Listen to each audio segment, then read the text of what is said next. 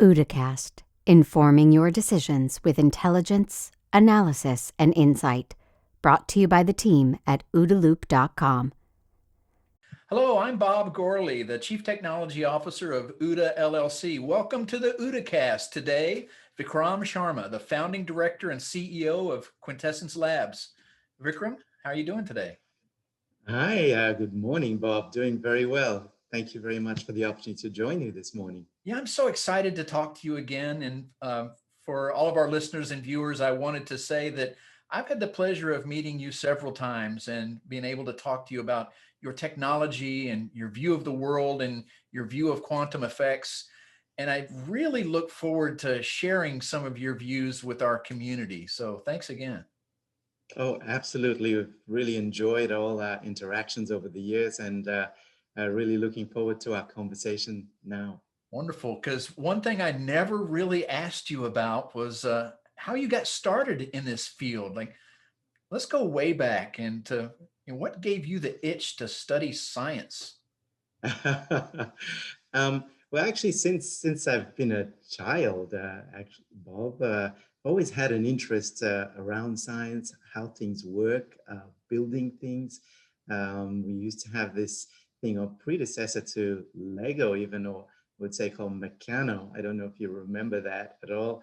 And I used to love, I think my grandparents had given me a set, used to love building things. And since an early age, really enjoyed disciplines around science and mathematics, particularly around physics. In fact, as a child, perhaps as for many children, had dreams of being an astronaut or studying astrophysics. In fact, I remember back at high school, I had a year, was jumping all around the world because my father was a diplomat. And so through schooling, where I went to 11 schools in 12 years of schooling, one of those years was in Chicago. And I had an absolutely wonderful opportunity to go to University of Iowa and spend a summer session studying astrophysics, which was designed for high school juniors. And I think that perhaps if there was one moment that really oriented my career as it was going to play out, perhaps was through that amazing exposure. Subsequently went on to finish my high school. And then my father was posted to Australia, where I then joined my university study. Right. Well, before going on, I wanted to say, I think there's a lesson there for all of us. And then I think these kind of programs where we introduce youth to exciting parts of science early on are extremely important. Absolutely, Bob. I mean, that was just such a remarkable experience. I'm going to say it was maybe 6-7 weeks long, but it had such a lasting and deep impact that really has, in a very significant way, influenced over the subsequent decades my life trajectory. And even now, I think back over something which occurred, so many years ago, and continue to remember it very fondly. So, absolutely would agree with that observation. Great, that's wonderful. So we came to Australia, and I started off my undergrad, predictably almost, in physics. But the field of computer science was just emerging at that stage. And much as I was enjoying the physics, taking a step back and looking at career possibilities, it just appeared that computer science may offer some very interesting possibilities in terms of building a career. So second semester in to this university program, I switched to computer science and went about completing that degree. In fact, as it turned out, my father was posted away from Australia early in his tenure. He was asked, he was actually given a promotion, but I elected to stay on in Australia. Those are your formative years when you're at university. You make great friends, love the Australian way of life and values. So elected to stay on to finish my degree. But as I was doing that, an opportunity came up with the then Computer Services Bureau, where we used to run all kinds of quite mundane, but at that time, very valuable services run accounting and payroll and HR and so on. So as I sort of transitioned out of my degree, I started working here, and on finishing my degree, just loved being in Australia, so decided to take up equivalent of green card in Australia. It's called permanent residency, and then subsequently citizenship. Wonderful. And then would you connect some dots for me? You also went to Stanford, is that correct? Yeah. So again, I guess you have some of these events which are almost serendipitous. So I'd worked for almost a decade in IT, and done a number of government projects in Australia. In fact, early in my career, sort of late 90s, had the opportunity to, early 90s, I should say, opportunity to spend some time in New York with an Australian company that was sort of expanding. But at the end of that, I really felt that while it was, I think as a career, it was fine, and it just supported all the basic needs when one's earning well. But there was something that was missing in terms of doing something really innovative that could make a significant difference. So I thought, well, let's look at expanding myself beyond just the technical realm. And there was something called the Sloan program that was run at Stanford. And again, I had the great honor and wonderful opportunity to join that program. And it was really designed parallels to MBA, but a bit different, and designed for people primarily from Fortune 500 companies going to CXO roles. They brought on board, I think, about a half dozen entrepreneurs as well. And I was lucky to be one of those. Again, amazing program, amazing year, made some fantastic friendships, which continue. That was over 15 years ago now, and they continue till today. But on finishing that program, I thought, well, I have a background in information technology. I'm sitting in the center of the universe for technology. Let me take a few months out and think about the next step career-wise. Mm-hmm.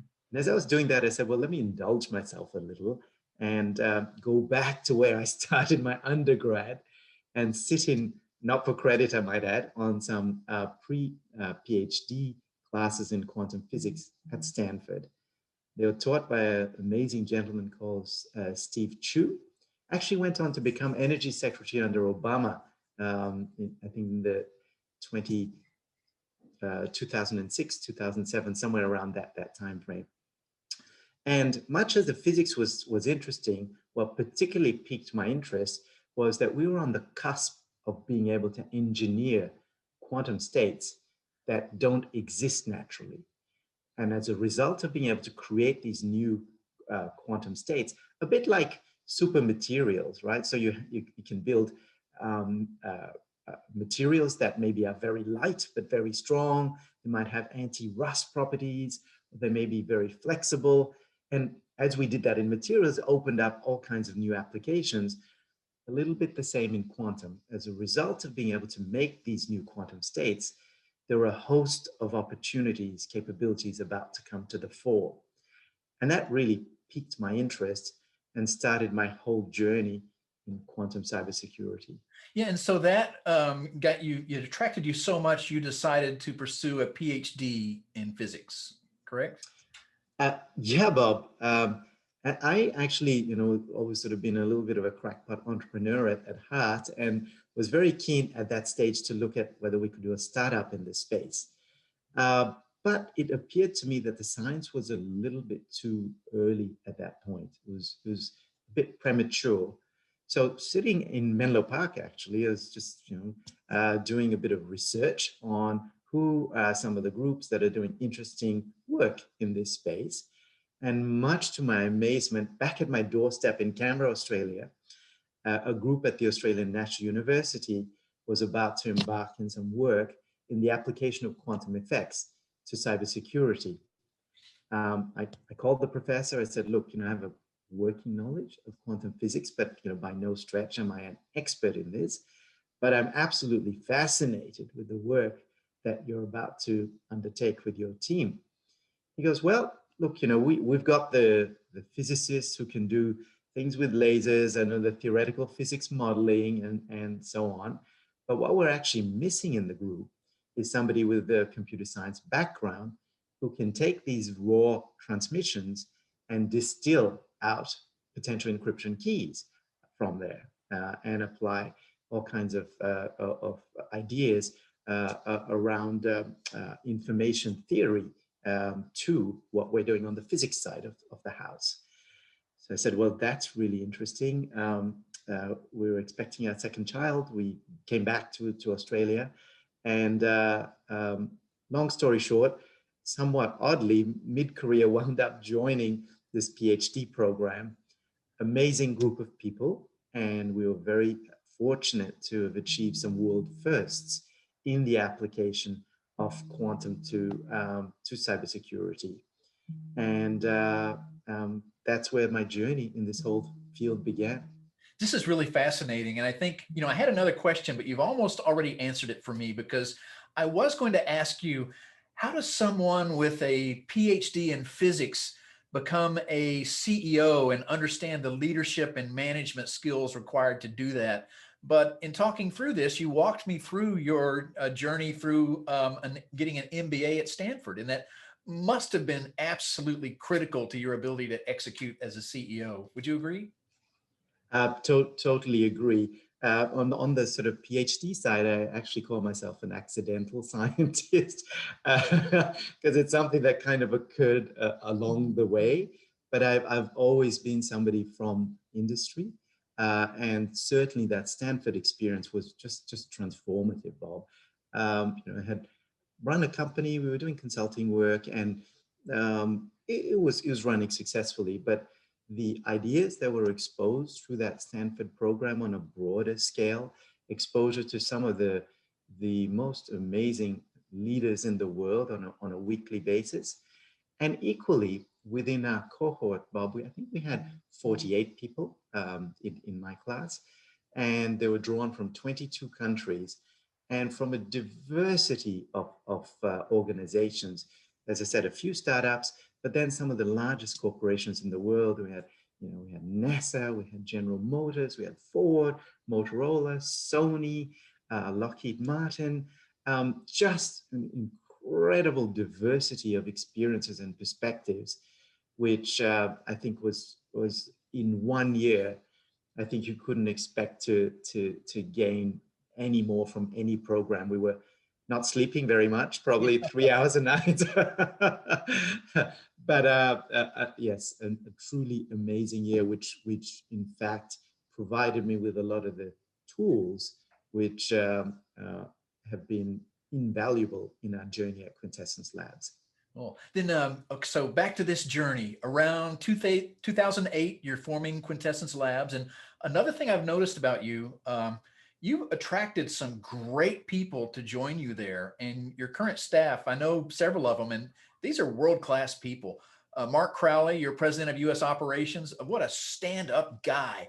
When he says he's going to do something, he does it, and he builds these trust-based relationships. And so you attracted a guy like that. And Jane Malia, we've had her on the OODAcast. Wonderful, smart woman, great explainer of technology who can really put it in the context of business operations that need to know this stuff. And John Leesbor, who famous world-class computer scientist who's known in all circles as being a master of encryption and the right standards and how to protect data. And I think it's a credit to you that you attract these kind of people around you. Well, thank you very much, Bob. Really been blessed in that regard. And some of the people you touched on, absolutely critical members of our team. John Lisabor, in fact, was employee number 1. And as we were looking to get the funding together to get Q Labs established, they say timing is everything or not. This was just as the GFC was unfolding. So it was quite a challenging time to raise capital. But we were very fortunate, other than the corpus of capital we raised from private savings and a consortium of investors, we were able to match it with a grant from our own Department of Industry here. And as part of that grant, they said, well, there is this person that we know, and I don't even know that they gave me the last name for John Lisabor. Said it, we think his name is John. He has something to do with cybersecurity, probably located out of that state of Queensland. We think he would be a great asset to the team that you'd look to build. So I had to go and do a bit of detective work, and finally, through that process, managed connecting with John. And I went up in middle of summer, so quite warm, up in Brisbane, in the state of Queensland, and wound up meeting with John. And Bob, sometimes you just form a connection with certain people you meet. I mean, literally, we were 10 minutes into the conversation, and there was just a strong bond that had formed that I'd like to say was mutual. And John absolutely was excited and believed in what we were about to undertake. And we said, fine, if we do manage to successfully conclude our funding, then we'd love you to join. And we did. And John joined as employee number one. And to this day, 12 years into the journey, is still our CTO and provides absolutely amazing leadership, amazing alignment with what we're doing.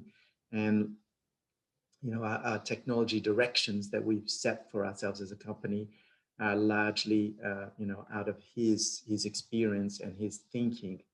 But coming to other folks, as you mentioned, with Mark Crowley, he was actually a colleague of mine from Sloan program. Oh, really? Okay. Another connection. Yeah. We were great friends, but I don't think either of us ever thought that, from a professional angle, professional basis, that our paths would cross. And, as life often plays out, Mark, after an outstanding career with Lockheed Martin, had gone off, done a solar startup, where he was attracted out by one of the world's largest venture capitalists, done that for a while. And just as we were looking for somebody to lead our US operation, he and I were talking, and he was available. And, as things sometimes turn out, again, another serendipitous event, he was keen, excited, brought an amazing set of experience in working with government, a person of great integrity, and in addition to that, great experience with supply chain, which we built out in the United States now. And through him, we got to meet Jane Millier, another outstanding person, as you just described. So I think our experience has been, as you get a core set of people who really are outstanding in their fields, it kind of almost acts as a magnet, Bob, and it makes your task of attracting other very good people a lot easier. Right. So we've been spending all this time, and we're almost up to this point where I want to ask you what Quintessence Labs does. We haven't even talked about that yet, but before getting there, I wanted to ask one other thing, and that is this strange world of quantum mechanics. I studied that in school at an undergraduate level and in a master's degree, and I can't ever pretend to understand it. I studied and it's very hard to understand.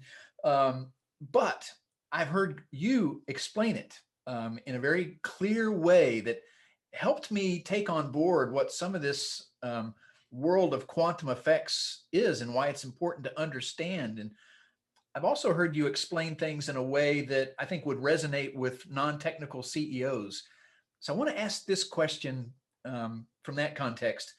How would you explain to a non-technical CEO what they need to know about the world of quantum effects? Yeah, really interesting question, Bob. So, I guess going back historically around, the early 1900s, what we found was that the physics of the time, so-called classical physics, while it was pretty good at explaining the world around us, how force, mass, motion interacted, acceleration, we could broadly explain how the planets move, how apple falls from a tree, and most of the effects in our world around us. But there was a small subset of problems that just wouldn't fit those rules. And Max Planck, a physicist in the early 1900s, came up with a solution to this. But in doing so, he had to allow for the fact that energy would exist in discrete levels or discrete quantities, which he went on to call quanta, giving rise to this field of quantum mechanics, which is quite at odds with our understanding of physics at the time, where we thought between any value between 0 and infinity, you could have energy occur at any of those levels. So Planck's big contribution there was that no, it could actually only take on very discrete values. Building on this, you had folks like Einstein and Niels Bohr and Heisenberg, amongst many others, that really added in those first sort of 20, 30 years of the 1900s or the 20th century to this body of knowledge, just an incredible period of scientific thought and development. And, while the principles of quantum mechanics, as you rightly pointed out in your opening comments, are completely counterintuitive. There's almost nothing at the human scale which we can relate to, which would help explain quantum behavior. There just isn't. So it's almost you have to perhaps find things which have some parallels to what bizarre behaviors occur at the quantum level, and then accept it.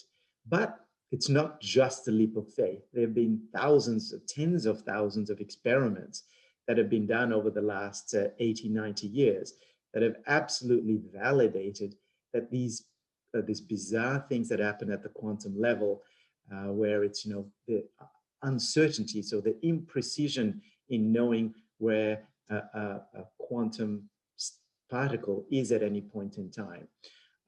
This idea of entanglement, whereby two particles can go off. Think of a single photon that splits into two, and the two got trekking off to opposite ends of the universe.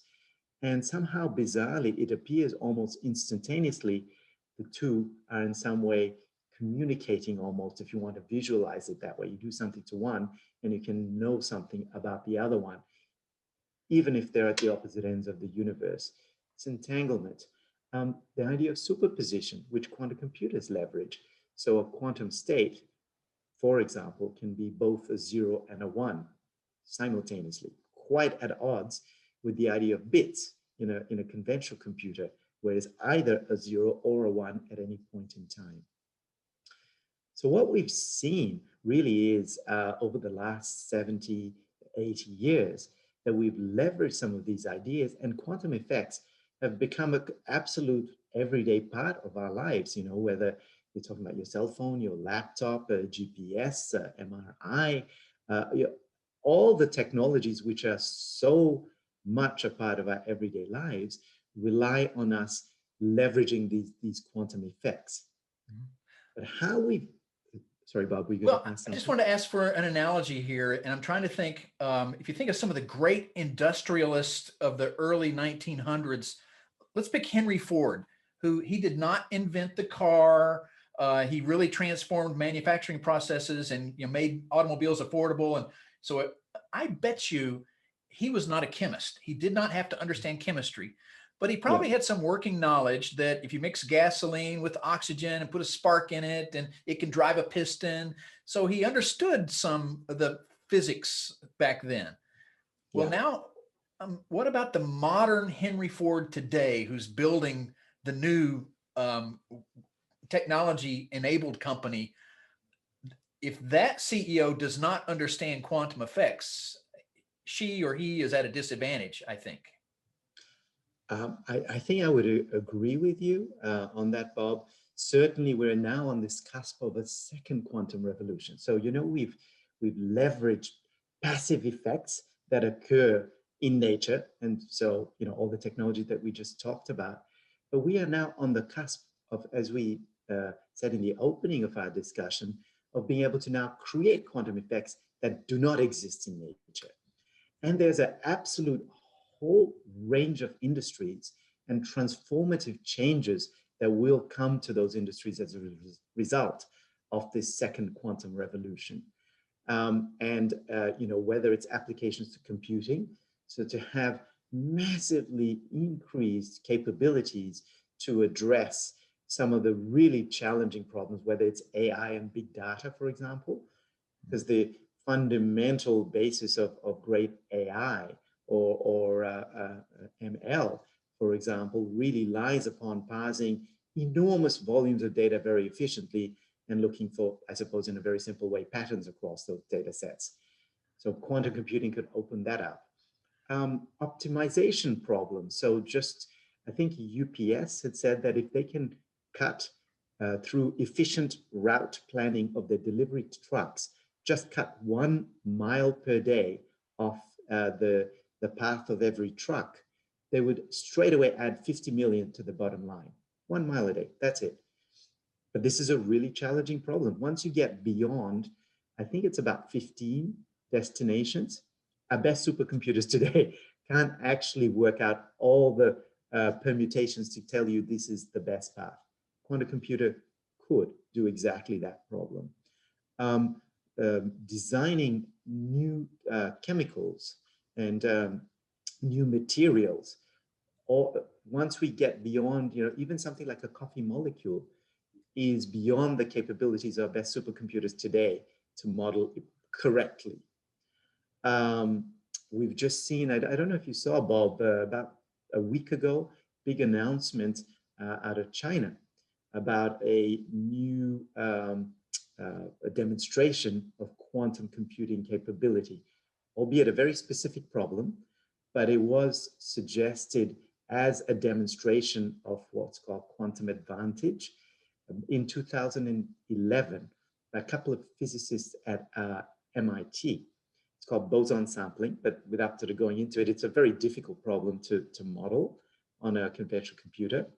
And it looks like, so one of the physicists was a gentleman called Scott Aronson, and he said if you could actually model out this problem, that would show that a quantum computer is clearly able to do tasks which a conventional computer can't. And this recent announcement from last week, they solved in about 3 minutes what is suggested is a problem. It's yet to be verified, but it suggested it would take half the age of the Earth to do on a conventional supercomputer. So enormous advances in computation coming our way. So I think CEOs need to understand that. They need to see where potentially their businesses could leverage this and start understanding how they may wish to either through, you can now go on to, for example, online, IBM has something called the Q experience, where you can through the cloud access quantum computing. I think Microsoft has set up something like that, and perhaps have some exploratory programs into what that capability could mean for their businesses. I think that's good advice. And one of the things I'm going to do is capture in show notes links to those sites. I played with those sites myself, so I was able to go in and read IBM's description and then actually write a program designed to run on a quantum computer and execute it. Now, they're building the front end interface and teaching people how to program it. And there's a lot more work to be done on the actual systems, but they have a language in place and made it very easy for you to prove that you can write programs. Absolutely. This is the exciting thing, Bob, is that this is no longer a theoretical possibility, but we're actually seeing real advancements, real outcomes start to occur. And I think, as you said, if we are to be visionary CEOs who are, not only contending with all the challenges of today, but positioning our organizations, as the Jerry Porras book goes, not just to be good, but to be great organizations. I think it would behoove CEOs to familiarize themselves with the capabilities that are going to come out of this second quantum revolution, and start some programs within their organizations to assess applicability and also how they may leverage this to competitive advantage. Great. I think that's absolutely spot on advice. It really is. But now let's come back to Quintessence Labs, because I know for a fact you have built some incredible capabilities that leverage quantum effects. And can I ask in your words, what is Quintessence Labs?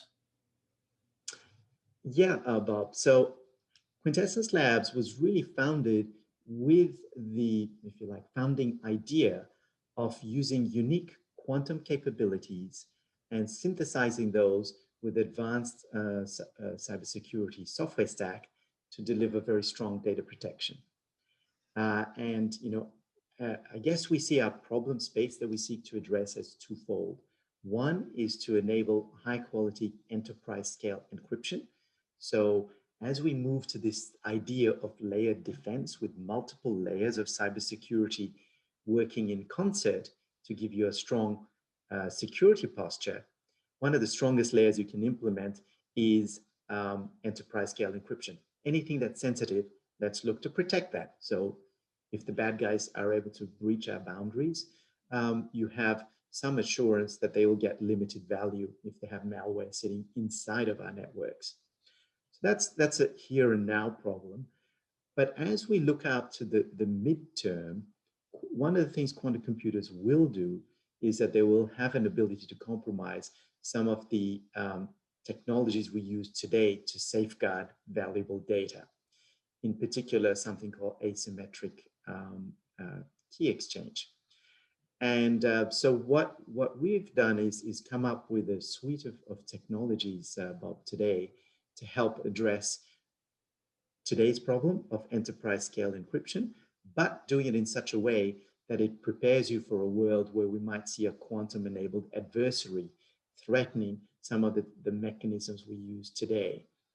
And essentially, there's three pieces to the solution set that we propose, three foundational pieces. One is true random number generation.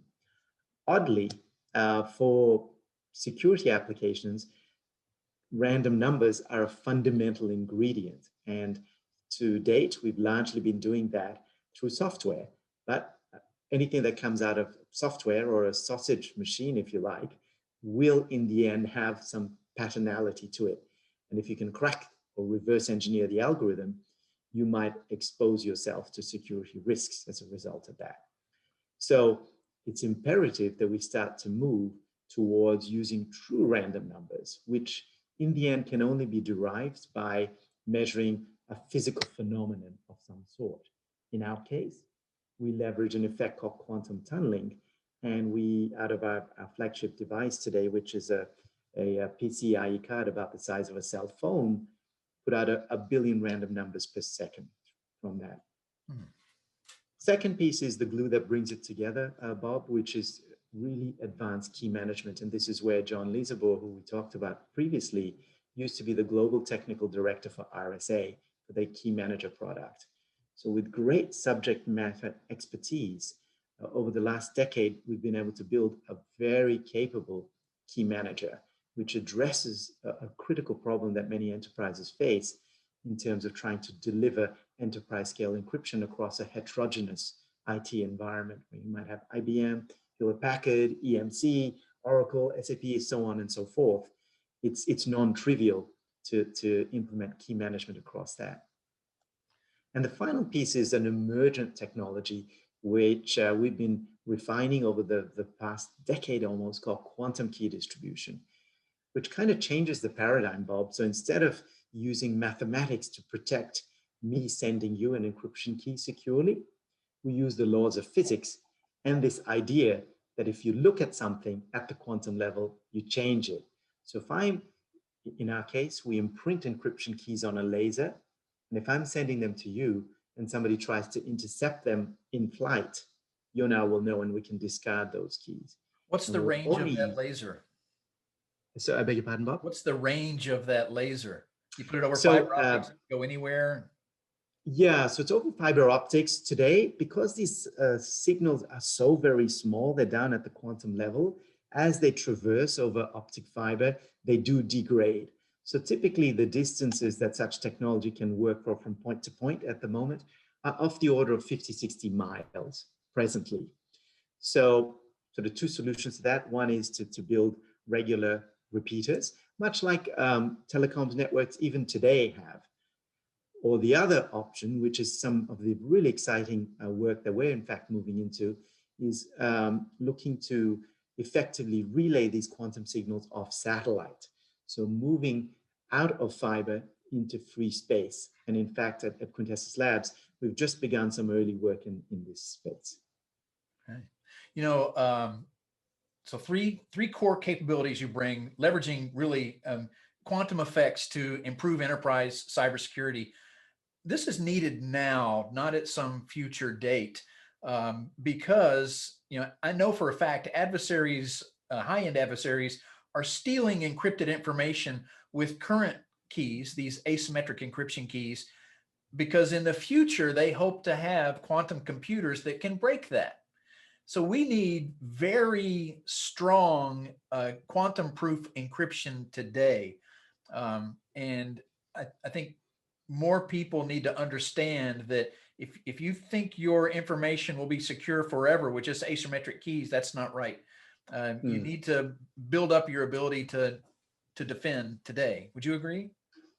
I absolutely agree with that, Bob. I think there's two factors towards being quantum safe. First is, as you said, we're at risk today from these so-called data harvesting attacks, which is store away and wait appropriate computational capability to decrypt. And especially when you have long-lived data, many sorts of data, even through regulation, have a period of sensitivity of 10, 20 or more years than that. That kind of data is potentially at risk today. The other is, I think if we look at implementation of cybersecurity technologies and indeed frameworks, they do take time till you identify a technology, assess it, maybe do a POC, build it into your technology roadmap, test it out, and then implement. That's a multi-year journey.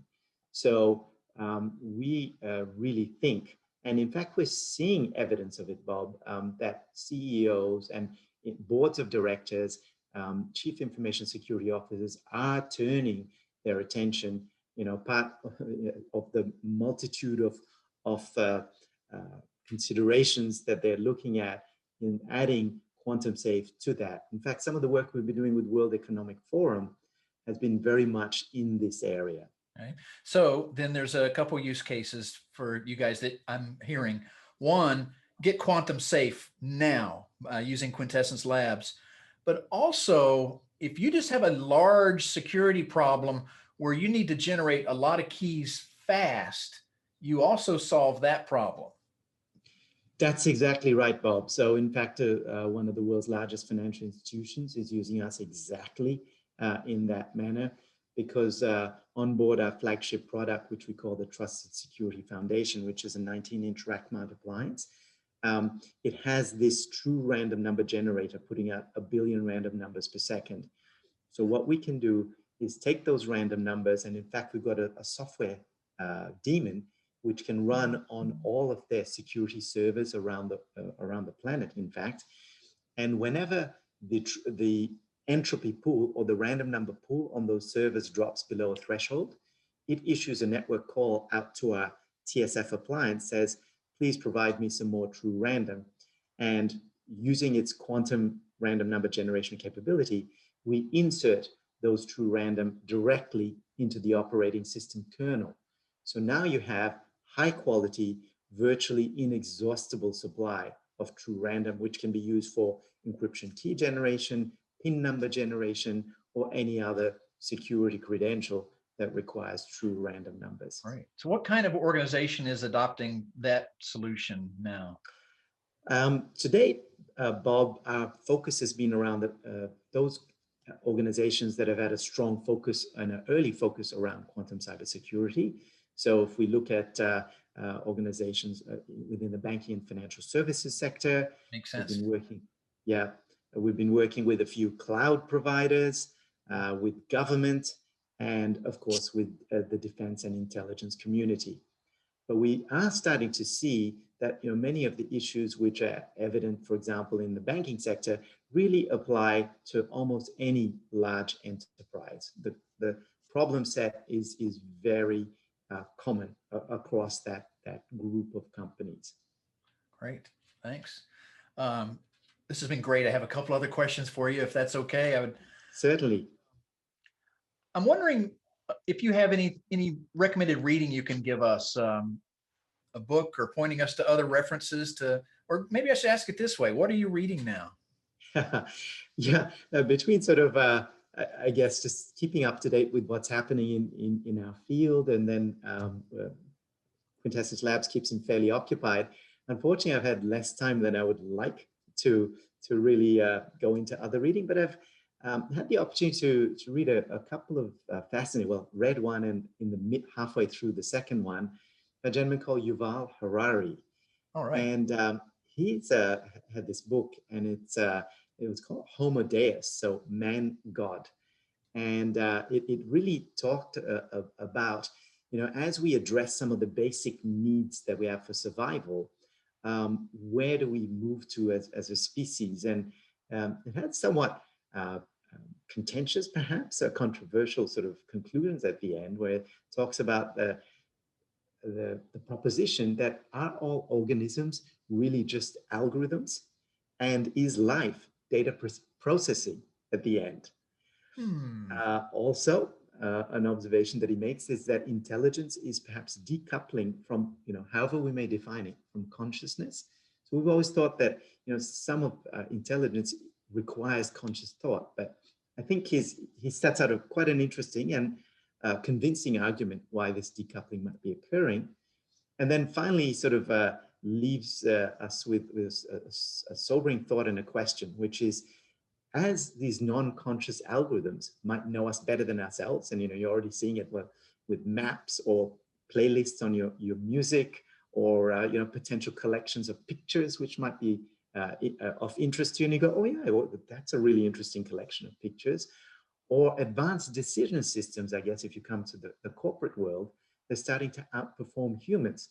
So the question he leaves us with is, well, what would happen to our society, to our personal lives in such a world? So that was certainly sort of quite eye-opening and bringing a different perspective. It kind of touches on this whole idea of the fourth industrial revolution, Bob. I don't know if you've come across it, which the World Economic Forum suggests we're in the midst of. This confluence of AI, robotics, 5G, other forms of miniaturization, and of course quantum, which are dramatically over the coming decades going to reshape our existence. So this has been that was quite an interesting book, and its follow-on is something which I'm halfway through, called 21 Lessons for the 21st Century.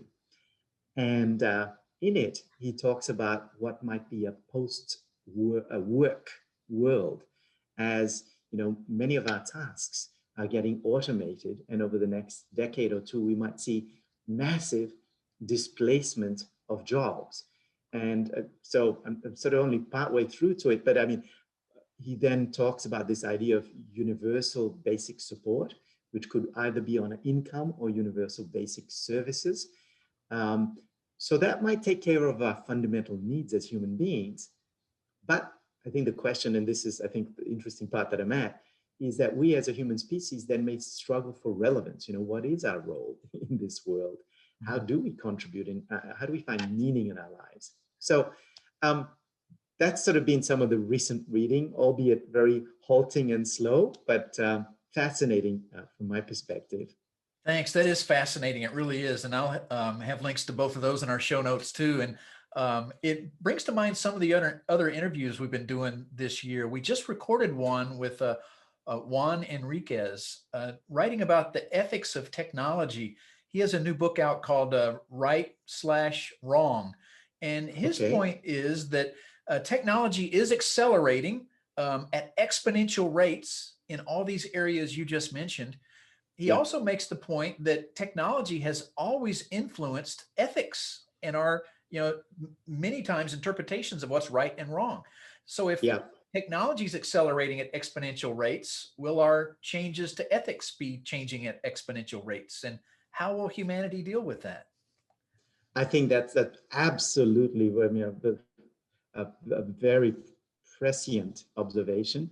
And I think this is a whole area. If you look at AI, you even look at, the ethical application of emergent technologies like quantum, a lot of debate going on that. And indeed, that in turn will have implications for the way we handle governance across a lot of these technologies. We impose regulations. Do we move towards a isolationist, self-interested world where we protect some of these key technologies for our own use, or do we move towards a collaborative, more cooperative? Very interesting, very important, very topical, big questions, I think, right, which we're grappling with at the moment. And to bring it back to security and even Quintessence Labs, if you violate my genetic privacy and steal my DNA, you've not just violated my privacy, but the privacy of all my relatives and all my descendants down into the future. So we need to think through protecting this. Absolutely. More than ever, as we start to understand ourselves and our world around us, there are elements of that which are just, I think it's a fundamental right to have privacy around some of those elements of our life. And we need to develop the right capabilities to give us an assurance that that fundamental right is well protected. Right. Well, Vikram, thank you very much for all this. This is very insightful, and I really appreciate the time and the very clear language explanation of why CEOs need to understand this world of quantum effects. So thank you. Absolute pleasure, Bob. Really enjoyed the conversation and look forward to talking again. Thanks for listening to this OODA Loop production. For the latest analysis on cybersecurity, technology, and global risks, please visit www.oodaloop.com.